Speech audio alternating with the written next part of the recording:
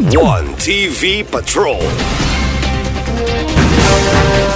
O karon sa detalye, Kapitolyo andam na sa mga aktibidad sa 95th Provincial Charter Anniversary. Mahinangpon ang mga sakop sa Konseho sa Dakbayan sa Usamis nga mosaksi sa serye sa mga aktibidad sa 95th Provincial Charter Anniversary. Inihuman na mipadangat og pahibalo si Philippine Councilors League Provincial President Board Member Luida Alcalde labot sa serye sa mga aktibidad labi na sa opening ceremony sa Nobyembre 2 sa Kapitolyo. Nagkanayon si Usamis PCL Representative Dinky Suiso atol sa ulayng regular session sa Konseho ng Syudad nga atol sa opening ipigayon usab ang Inter-LGU Dance Competition diin dito masaksihan sa Mopac o Misamis Occidental Provincial Athletic Complex. Nobyembre 3, ipigayon ang asenso Misamis Occidental Marathon nga magsugod sa Usamis City alang sa 42K o 21K. Nobyembre 4, ipigayon ang Henry Sevilla Waminal Open Chess Festival diin ang venue dito sa Asenso Global Gardens. Nobyembre 5, pasidunggan ang mga outstanding Misamisnon atol sa gabi ng parangal sa Bayfront Arena sa Oroquieta City. Nobyembre 6, usa ka Health Provider Summit ang himuon sa Bayfront Arena o First Congressman's Night nga pagapaluyuhan ni Congressman Jason Almonte sa Mopac.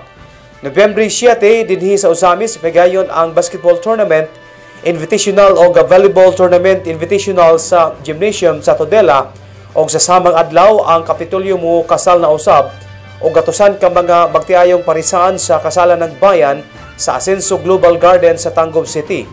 Nobyembre 8, subling mabibo na usab ang City Hall ground o Prospera Park gumikan kay mo sponsor na usab si Congressman Ando Waminal sa Congressman's Night diin adunay masaksihan nga celebrity guest niya ng gabi una.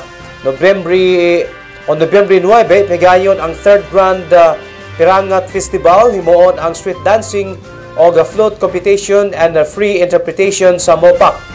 Sa dili pa ang closing and awarding ceremony sa Nobyembre 11, usauna ka Asenso Trade Fair ang ipigayon sa Kapitolyo.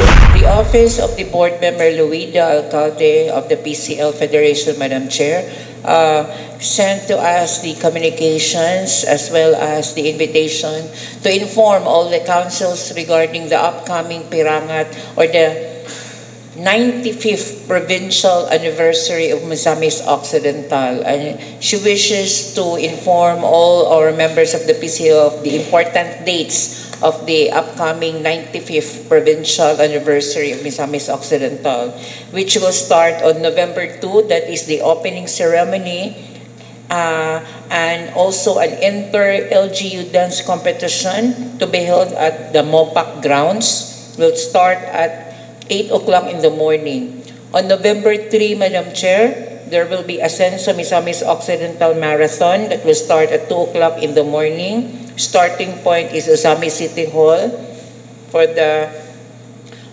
21K, 42K.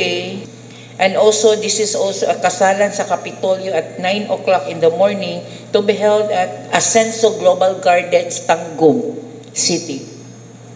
For the November 8, Madam Chair, it is the 2nd District Congressman's Night featuring celebrity guests sponsored by Congressman Ando Waminal to be held here in Usami City Hall grounds or Prospera Park for the November 8. That's Friday.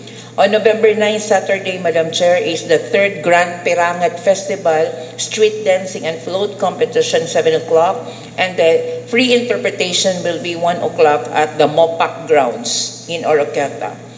And finally, on November 11 is the Asenso Trade Fair closing and awarding ceremony that is Monday during their flag ceremony. So those are the important dates sent to us by the PCL for us to have an idea on what are these important dates for the Pirangat anniversary. TV Patrol.